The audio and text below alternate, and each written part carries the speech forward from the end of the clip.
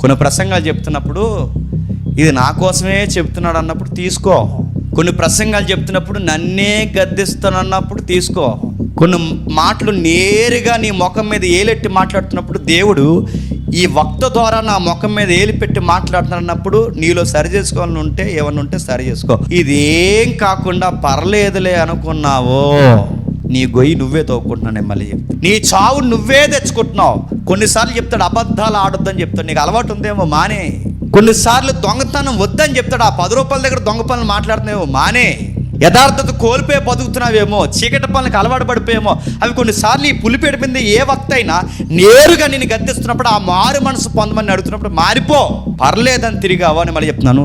నీ పేరు మరిచిపోయేలా చేస్తాడంటే నువ్వు అక్కడ బతికావన్న సంగతి కూడా ఈ లోకం మరిచిపోయి ఎంతగా నాశనం చేస్తాడేమో. మీకేం అర్థం అవుతుంది చెప్పండి? ఏదైనా ఒక వాక్యం విన్నప్పుడు పలుమార్లు గద్దించినప్పుడు విననొల్లకపోతే చెప్పండి హఠాత్తుగా ఏమవుతారని చెప్పండి, మారనేస్తారు. కొన్ని సావులు హఠాత్తుగా వస్తాయి. ఎందుకు వస్తున్నాయి? కొన్ని సావులు హఠాత్తుగా వస్తుందంటే ఏమో నీకు ఏం వార్నింగ్ ఇస్తున్నాడో. కొంతమందికి ప్రమాదాలు జరుగుతుంటాయి, యాక్సిడెంట్లు అని అవని ఇవని, ఏమో నీకేం వార్నింగ్ బెల్ల కొడుతున్నాడో. కొన్నిసార్లు నేను ఏ ఆర్థికంగా కొట్టచ్చు, ఏమో నీకు ఎందుకో సరి చేయాలనుకుంటున్నాడు. కొన్నిసార్లు నీ హెల్త్ మీద కొట్టచ్చు, ఏదో నీకు పాఠం నేర్పాలనుకుంటున్నాడు. కొన్నిసార్లు నీకు ఒంటరితనం అలవాటు చేయొచ్చు, ఏదో లెసన్ నేర్పుతున్నాడు. ఇవి నీకు హెచ్చరికలేవే.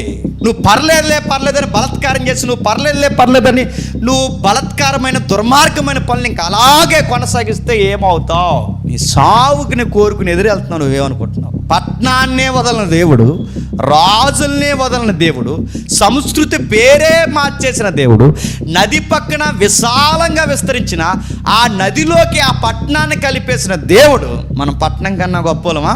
ఆ సంస్కృతి కన్నా మన చరిత్ర అంత గొప్పదా? ఆ రాజుల కట్టడాల కన్నా బలమైన గృహాలు మనవే. నీ ఇల్లు ఎంత కట్టడం ముందు, నీ చరిత్ర ఎంత ఆ చరిత్ర ముందు, నీ నడవడిక ఎంత ఆ రాజు ముందు. రాజుల్ని, చరిత్రని, బలమైన గోడలనే పడగొట్టేసిన వాడు. మనవి మన బతుకులు దేవుడి ముందు ఎంత.